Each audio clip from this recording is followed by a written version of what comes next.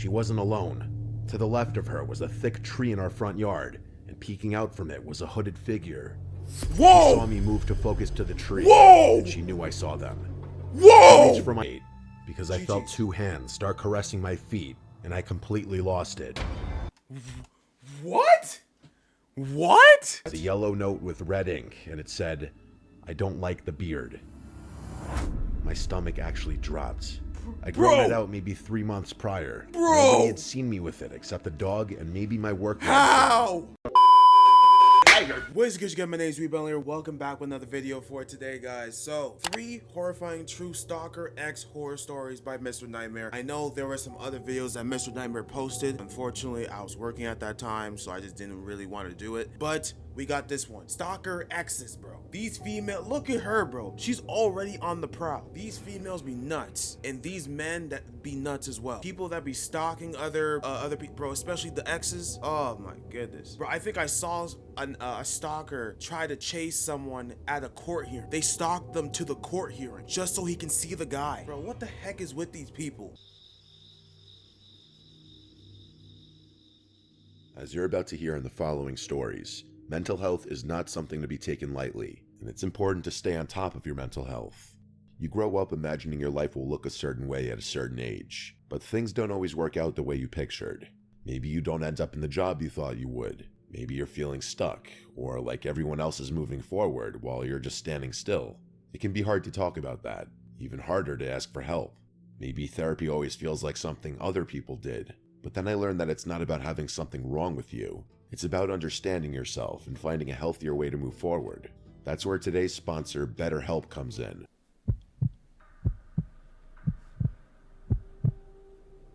So a little backstory. I dated this girl when I was in my senior year of high school. I'm 20 now, so it was a couple of years ago, but still. What the heck? Since when did mrnightmare put captions in his videos? When did he start doing this? Pretty fresh in my mind. What? For privacy's sake, I won't use her real name, so I'll refer to her as Grace. Interesting. Grace and I met through our job, which I now know is never ideal. Before we started dating, though, there were red flags that I simply shouldn't have ignored. For instance, she would come to our place of work for hours just to watch me work. What? And I would catch her staring at me every once in a while. Oh, weird. Besides that, a few months into our relationship, things started getting pretty toxic. I would constantly feel suffocated. I had no time for my hobbies, friends, or even myself. She would literally suffocate you. She was the type of girl to ask where I Crazy. was, who I was with, and what I was doing 24/7. Crazy. If I didn't answer a phone call, it would end up being 25 missed calls and a ton of text messages that would ultimately turn into a fight, That's nuts. even if I was just using the bathroom. Wow. It got to the point where I couldn't. Bro, she is beyond saving. She is beyond toxic. Like, what the heck? Play games with my friends without it causing a fight. So eventually we broke up, but not without her doing everything in her power to convince me to come back. She would wait outside my place of work for me to get off, and when I would walk outside, she would follow me to my car, block me from getting in, and try to reason with me. What? I got sick of it. One night she came and wanted to talk, so I decided to talk with her, not really knowing what else to do. Not the night. Grace was also trying to sue me for something extremely petty that I'd rather not get into, and would use this as a scare tactic to make me talk to her. So anyway, I sat down in her car. She was saying the same old stuff I'd heard hundreds of times. I told her I was done talking, but at that time, her dad called her. She used this as a threat and told me, if you don't sit here and talk to me, I'll have him sue you now. What? And to that, I said, fuck this. Wow. And attempted to get out of her car. That's crazy. The door was locked, though. Oh, she's crazy. So as I was unlocking Bro, you made the mistake of going to her car, going inside of her car. She has all the leverage. She has all the power. And it's nighttime. So if she even claims to have been SA'd, it's over for you. They called the police, you're done. Heck no, I'm not meeting you in the night. I'm meeting you during the day at a mall where everyone can see you. The heck? She grabbed hold of my arm and dug her nails into my skin. Oh, I looked at her and was genuinely shocked because she'd only been verbally abusive before, never physical. I'd also never seen that look on her face. It was pure malice, and I won't lie, I was pretty unnerved. I myself am a pretty tall guy, and she was very small, so I knew I could overpower her if I had to. Of I course. swung her door open and tried to step away, but she was holding me extremely tight. Wow. I told her to let me go, but she wouldn't budge. Wow. I kept pulling on my arm, trying to get away, but she would not move an inch. At this point, my skin was starting to peel, so I made a judgment call and pulled her toward me onto the passenger seat, which gave me enough time to get away and into my car. I drove home faster than I ever have, and I really wish I could say it ended there, but of course it doesn't. Of course. Unfortunately for me, Grace and I are practically neighbors. That's just awful. How terrible. Oh no. Her name is Grace as well. Isn't that crazy? The most toxic female in existence, it seems like. Her name is Grace. She didn't show you any in that car. She didn't show you any, but she wanted to sue you. Her name is Grace. Bro, stop giving these people biblical names, bro. People be getting robbed by Abraham. People be getting shot by Isaac. Bro, stop. Please, stop with this, bro. Her name is Grace. Ain't no Grace in her. She lives a couple blocks away. That night, while I was playing video games, I heard a car outside. Envy is in her heart, not I kind of Grace. chalked it up to my game, as I remember playing GTA 5 that night. I had also smoked a bit of weed, And she's your neighbor. Crazy. so I figured that would have made the car noises louder. And you smoking A weed. little bit of time passed, and as Say I was goodbye. playing, I heard a tap on my window. Uh-oh. I thought I was being paranoid, as weed can tend to make me a little on edge sometimes, especially why you after what don't had smoke happened. it. But Yeah. that thought quickly faded after I heard another tap and a female voice saying my name. I knew it was Grace, and I Here we started to go. panic. My window doesn't have the best blinds, so I knew she could see me. I didn't What? want to open my window because at this point, I knew she could be You don't even have the potentially proper dangerous. blinds? Oh, you're I pretended not to hear her, hoping that she would go away. But she can hear, she can see you. So what the heck is the point of blinds? Of course, she didn't, because after a minute or two, she started sorry, banging Possum. on my window. Her tone changed from soft and apologetic to more aggressive and angry. Call I the couldn't police. make out much of what she was saying, but it was something along the lines of, "You can't do this to me, you're an asshole." That sort of deal. I had to do something. I didn't want to waste the 911. cops' time, but now looking back at it, I absolutely should have called them. I Yep. made the stupid decision to open my door and ask what she wanted. What? I asked why she was here and why she couldn't just Oh, leave me alone. This guy is Her dumb. tone changed once again to soft-spoken, and she was asking for her sweater back. I yelled at her and told her she can't just be at my window at 2 in the morning asking for a sweater, and then I said if she didn't leave my property, I'd be calling the cops. At this point, she blew up screaming at me while starting to sob uncontrollably. Yeah, she's a manipulative demon. Do you know what you call this? You don't call her Grace, you call her Jezebel. That's the Jezebel spirit right there. That's a Jezebel demon. That's what they do. They manipulate the men to do whatever the heck they want to do with emotions and all this foolery. This is what Jezebels do. Read about Jezebel in the Bible, bro. She was a wicked female. Wicked. She died a gruesome death too. But this is the Jezebel spirit in her. How the heck did she go from soft-spoken to yelling to soft-spoken to yelling and sobbing and crying? Call the psych For a ward. moment, I actually felt bad, but then my heart Call the dropped psych as I ward. saw something that still sends shivers down my spine to this day. She wasn't alone. To the left of her was a thick tree in our front yard, and peeking out from it was a hooded figure. Whoa! She saw me move to focus to the tree, Whoa! and she knew I saw them. She Whoa! reached for my arm and grabbed me, and as she No! did this, I saw the person run out from behind the tree, but I couldn't make out any facial features. Frick! No! It didn't Don't matter, do it! because they were sprinting toward my window. Don't do In it! that moment, my fight or flight kicked in, and I slammed my window shut on Greg's arm. She screamed out in pain and pulled it back. I slammed it shut and locked it just Greg. before the other person reached my window. My heart was racing, and it felt like I couldn't breathe. Call the I showed them my police! phone, dialing 911, and at that, they hurried back to her car, started it, and drove away. Crazy. I was in total shock, not even comprehending what had just happened. They sent an officer to my house. He took down my story and told me they'd call if anything came of it. Of course, there wasn't much they could do, as there was no evidence anything happens, like most 911 calls. Of course. As far as I know, she never had any legal action taken against her. As for what they wanted with me, she's also gotten people jumped and robbed before, so I Wow, so you already know her past. You already know that she does this for a living. She got people robbed and bro. So you love crazy, huh?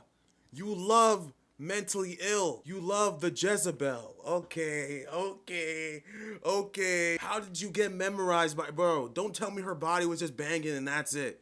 Don't tell me you were lusting, bro. I wouldn't doubt they wanted to do that, or Stop playing these possibly games. worse.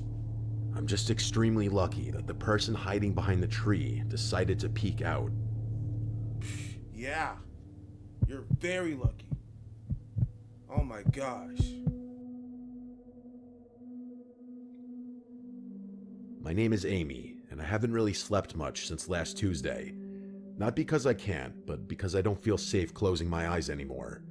That's what happens, I guess, when someone you thought you knew turns out to be capable of something you only expect from horror movies. I broke up with my boyfriend Tommy 3 weeks ago. It wasn't dramatic, at least not at first. We'd been dating for just under a year. In the beginning, he was sweet. He was overly attentive and always texting and calling like any partner wants. At first, it felt like real love, the kind you think. Yeah, that's the main problem right there. You made a mistake, buddy. This dude made a mistake. You don't text your girl all the time. That's not what they want. That's not what they really want. They want you to be the type where you text them here and there, but you meet up and talk. If anything, you should meet up more than be texting. You feel me? Because if you continue to text her all the time, she thinks in her head like, bro, this dude has no life, bro. That's all he does, text. Does he not have a job? Does he not have work to do? What the heck is this man doing? Bro, don't listen to what these females say, yeah, I want him to text me all the time. I want that attention. No, don't fall for it. Don't fall for it. Text her here and there, respond here and there, properly. You know what I'm saying? Not quickly. Think you're lucky to have, but over time, it turned possessive. He'd get upset if I took too long to reply. He'd ask weird questions like who I'd smiled at that day or if I had seen any guys looking at me. Sometimes he'd show up at my job unannounced, just standing outside the window like he was checking in. He even showed up to the bars I was at with friends if I was having a girls' night out, and then forced me to come home with him. My friends started to hate him for these exact reasons. He's a He never weirdo. trusted me, but I didn't end it until he started asking if I'd ever consider putting a tracker on my phone to keep each other safe. Not to start sharing each other's locations, but to literally put a tracker on my phone. That was the last straw for me. Oh, yeah. I told him it was over, and in response, he cried at first, but then he went silent. I remember hanging up on our last call with this strange tightness in my chest, like I was waiting for the other shoe to drop. For a little while, things were quiet. I blocked his number and tried to move on. I started going back to the gym, cooking real meals, just trying to feel normal again. But about a week after the breakup, I started getting strange messages. Not from Tommy, or at least not directly, but from random numbers with no name or context. They were short, usually just a vague single sentence. I didn't reply to any of them. That's a surefire way to get a spam number to know to keep harassing you. I just blocked each number as it came. I did not tell my friends. I told myself it was probably... Bro, you should have told your friends immediately, fam. What? Why the heck would you not tell your friends this? Probably a scam or some spam bot, because I've always gotten spam texts. But then, things moved beyond just random texts. One night, I was in bed and had to get up to pee. I went into the hallway outside my bedroom, and before entering the bathroom, I thought I heard a soft noise come from downstairs in the foyer. I'm not the type to go check on a noise. I get scared in the dark, hence why I always like being in a relationship so I don't have to stay alone all the time. I didn't go down to check it. I convinced myself it was a radiator clicking or something. I've lived in this apartment for almost 2 years, and most of that time was spent living with my ex George and then Tommy the remainder of that time. Bro, like you've been passed through. Like, what's going on here? Brother, hardly ever alone. I know the sounds it makes, and honestly, that sound was not one I'd heard before. So after I went to the bathroom, I went straight back into my room and jumped into bed, thinking the thin sheet of blanket cloth would protect me. Bro, did you lock your door? Another night, around 2 a.m., I could have sworn I heard a door in my apartment open from outside my room. That was the sound that woke me up, so I wasn't 100% sure of it. It could have been part of my dream, maybe. Still, my heart was racing. I texted my family group chat with my siblings and my parents, just saying, I keep hearing noises every night. I'm getting scared. Of course, they were all asleep, though, so I went back to sleep. That weekend, I came home from visiting my sister and immediately felt like something was off. Nothing was missing or broken, but I felt like maybe doors were left open at angles that they weren't left before. It may sound far-fetched, but it's not. I have a habit of leaving doors closed or near closed when I leave my apartment. All the doors were basically fully open in the entire apartment. There was no draft at all. I keep the air conditioning on most of the time. I walked through the apartment slowly, checking each room. My stomach dropped when I saw that the hallway closet was slightly open. Now I knew something was wrong. Yep, something's up. Someone's in your apartment, bro. It's your ex. Call the police. Police! Police! Help! Police! I always leave that closet door closed. Call the There's police. no reason to leave it open, and plus, the door tends to swing out if I do leave it open. I stared at it for what felt like a full minute before I approached. When I pulled it fully open, nothing was there. Just coats and shoes, same as usual. That night, I pushed a chair under my bedroom door and slept with a knife under my pillow. I kept the bedside lamp on. I must have dozed off at some point because I woke up to the sound of something moving, just a soft shuffle. I sat up slightly, confused, and then I realized the light was now off. Oh, this is crazy. This is nuts. Yo, who is this guy? Bro, you better stab the heck out of him. Yeah. And the room was dark. I looked toward the door. I could see it was open, but I had wedged a chair under it. How could it be wide open? Because he was under your bed the entire time. The entire time he was under your bed. Crazy. At first, I thought maybe I dreamed wedging the chair and leaving on the light. Crazy. Or maybe I'd gotten up in my sleep. But I quickly found out how wrong I was. I saw something at the foot of my bed in the dark. Woo! I swear I couldn't tell what it was. Here we It go. was just some black mass in the dark. But when I finally started realizing that what I was looking at was the top half of someone's head, it was too late. Because I felt two hands start caressing my feet, and I completely lost it. What? What? Help! Help! Caressing your feet? Oh, this dude's a weirdo. I screamed so loud until I had no air left in my lungs. Wow. And I instantly recognized Tommy's voice telling me to calm down. But when I kept screaming, he got on top of me and put his hand over my mouth. Wow. He told me he wasn't there to hurt me, just to talk. He said he wouldn't let go of my mouth until I agreed to be quiet, so I nodded. The first thing I asked him was how he got into my apartment, and he said he made a copy of my key when we were together just in case there was ever an emergency. He never told me he did this. Straight psychopath behavior. He must have snuck out overnight one night with my keys to do it somewhere. That's nice. As I sat there listening to him, I debated pulling the knife, but I was too scared to do so. I knew if I did that, I had to actually be ready to use it. He kept saying over and over how he wasn't there to hurt me, just to talk, but it seemed like he was simply there to scare me into agreeing to get back with him, and I truly was too scared to say no in fear of what he might do. So I said yes, but I asked him to simply leave for the night because I was shook. I think he was there in my bed for half an hour total before he left, and when he was gone, the first thing I did was call the police and explain the break-in. I said I was scared that he was still on the premises so that the police would actually come. When they did, I made an official police report, which I later used to file a restraining order against Tommy, with enough people backing up my claims, since I couldn't actually prove he broke into my house. A detective later traced the fake numbers back to his cell phone through some fake phone number app, which was also helpful in getting the restraining order. I stayed with my parents until I was able to get a new apartment.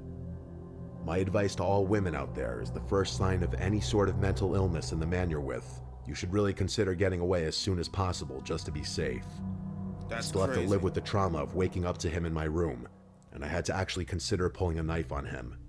That is nuts, bro. I pray for that female. Amy, I'm praying for you. Honestly. I pray you find comfort, bro. Because that's crazy. I dated Marissa for a year and a half. At first, she was one of the most intense people I'd ever met. Not in a bad way. She was passionate, charismatic, and could talk about anything for hours. When she left, it was like she pulled you into her world. The first few months were incredible. She'd surprise me with gifts, leave sticky notes with poems on my mirror, text me goodnight every single night without fail. But that intensity had a darker side. She didn't do calm or wait and see. Everything was either perfect or catastrophic. If I was 5 minutes late responding to a text, she'd send a stream of messages, first worried, then angry, and then apologizing. It got worse slowly, almost invisibly. She once accused me of cheating because I liked an Instagram post from a girl I hadn't spoken to since high school. And when I told her that something she did made me uncomfortable, she would shut down completely. I don't mean just get quiet.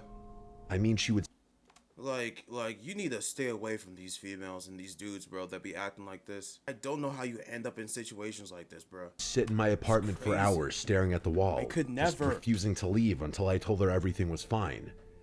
The first time she showed up at my office unannounced was 6 months in. Do these stalkers just love to go to people's work unannounced? How the heck do they even know where you work? What? People just be telling them? This is where I work, at this location. Oh my goodness. She brought coffee and acted like it was cute, like we were some TV couple.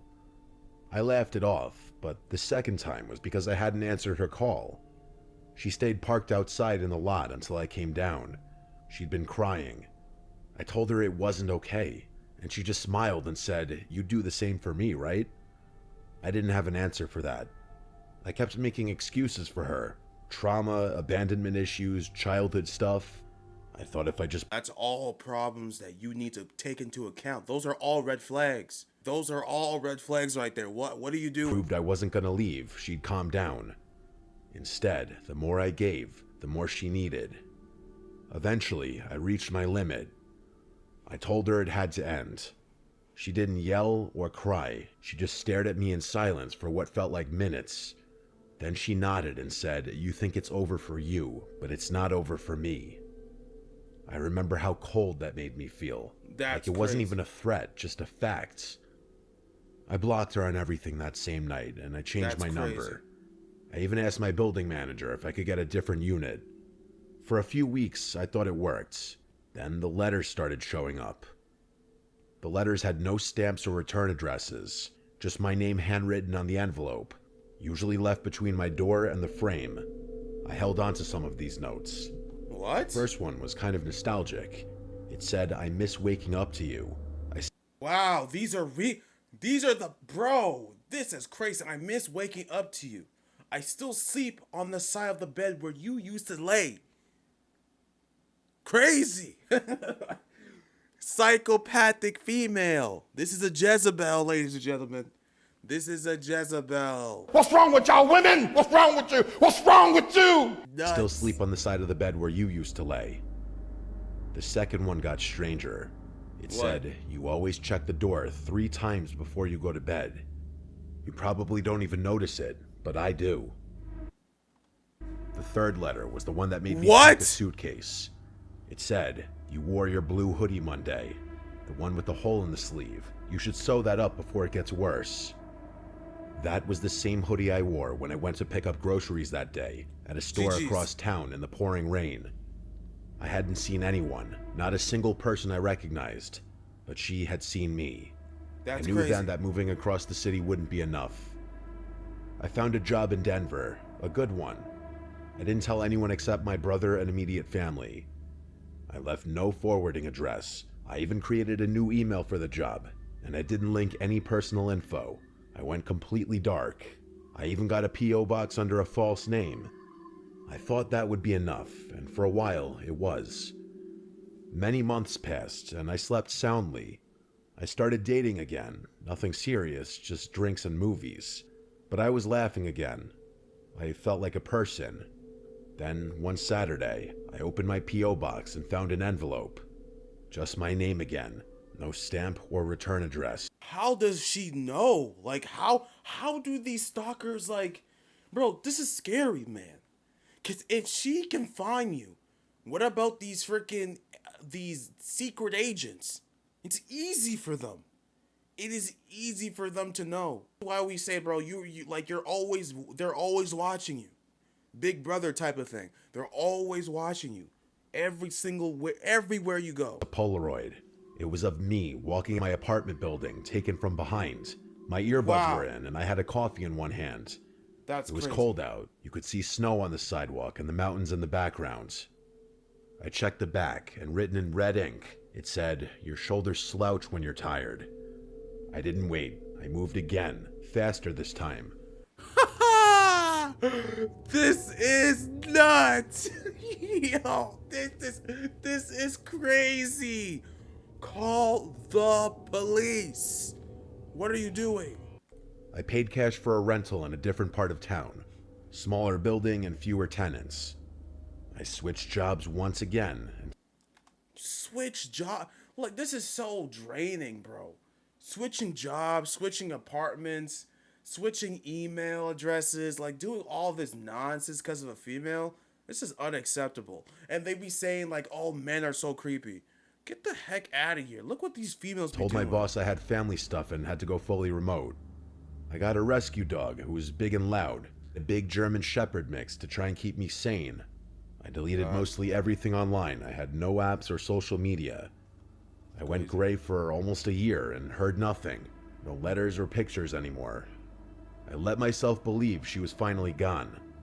Until the post-it note.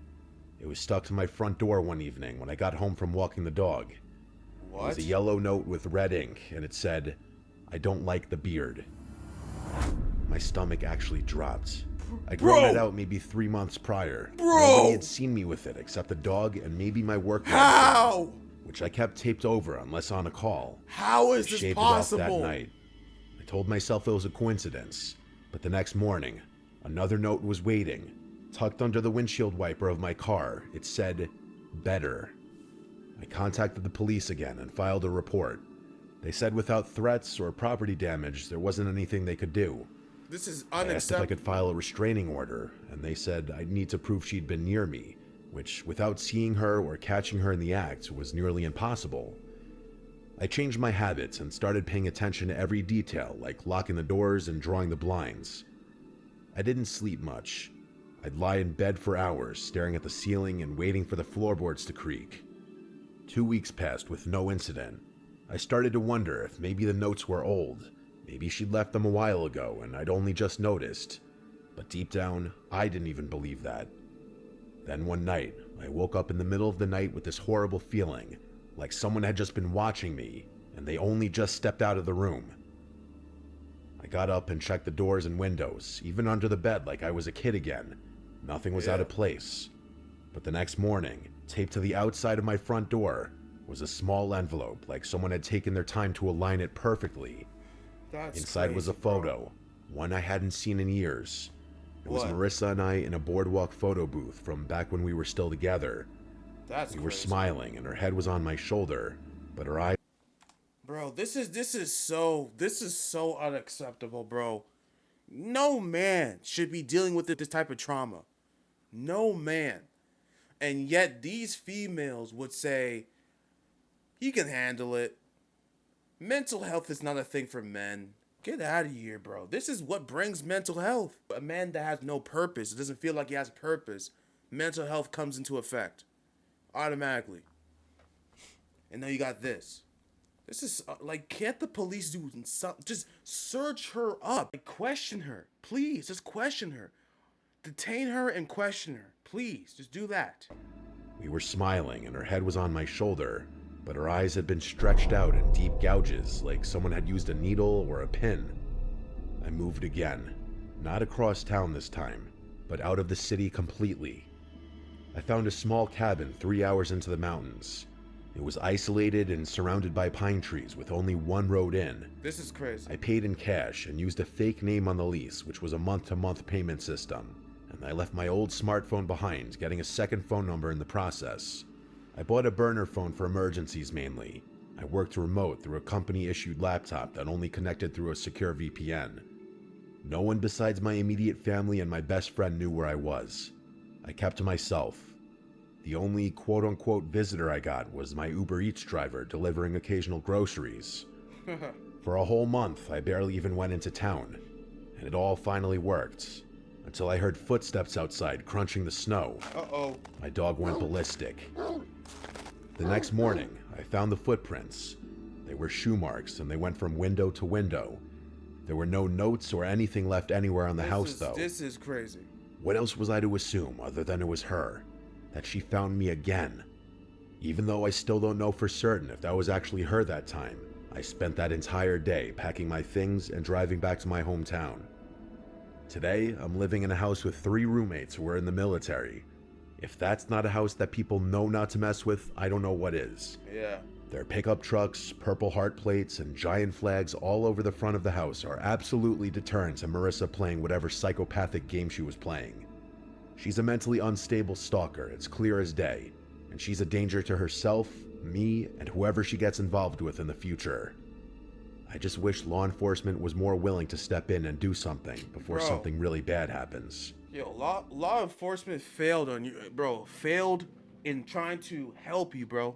This is crazy. We need an update. We need an update with this kid. Yo, I'm praying that the Lord Lord will protect him during this time. This is absolutely nuts. I have never heard this before in my life.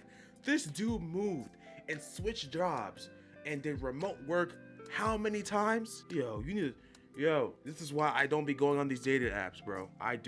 Bro. I need a God-fearing woman, bro. I can't be having these type of weird females. I need a God-fearing woman, please. All right, I'll catch you guys later. Take care. Gotta be careful who you date, who you marry. You never know. You cannot be unequally yoked for a reason, because stuff like this happens. This is real. Catch you guys later. Take care. Stay safe. Peace. You win. Perfect.